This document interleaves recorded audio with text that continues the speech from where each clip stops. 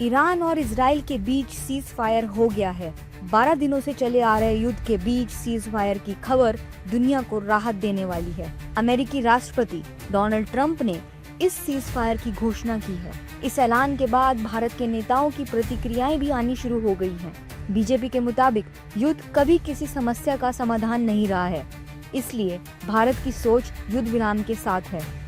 भारत जो है वो हमेशा इस बात के पक्ष में रहा है, चाहे वो मोदी जी के कई बार इस बात को स्पष्टता के साथ कहा है कि युद्ध जो है वो समस्या के समाधान नहीं है, बल्कि जो है वो और व्यवधान पैदा करने वाली व्यवस्था का हिस्सा हो सकता है।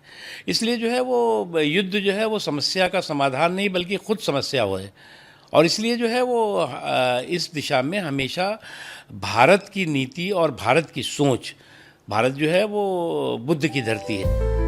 विपक्ष सीज फायर में ट्रंप की भूमिका पर सवाल खड़े कर रहा है, साथ ही ट्रंप को दादागिरी करने वाला शख्स बता रहा है। जो हाल ट्रंप का है कि जिस तरह से वो बोल रहे हैं, अभी वो रशिया में और यूक्रेन में करा रहे थे सीज फायर, वहाँ तो हुआ नहीं। अब वो ईरान में और इसमें करा रहे हैं। ईरान के खमनई साहब का तो बयान आ गया कि ईरान को जानते नहीं हो, ईरान सरेंडर नहीं करता है। देखिए, डोनाल्ड ट्रंप के बारे में मेरी मान्यता क्या है जानिए।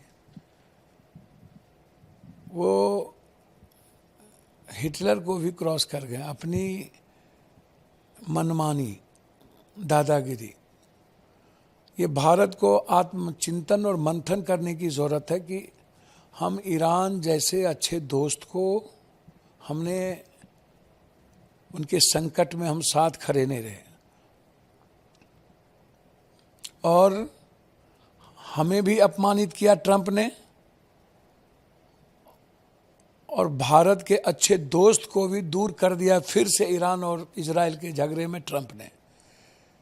तो भारत ने इस दोनों सीज फायर में क्या खोया, ये खोजने की जरूरत है। इस सीज फायर में ट्रंप की मध्यस्थता को लेकर फिर से सवाल खड़े हो रहे हैं। इस जंग में ईरान और इजराइल को काफी जान माल का नुकसान उठाना पड़ा है।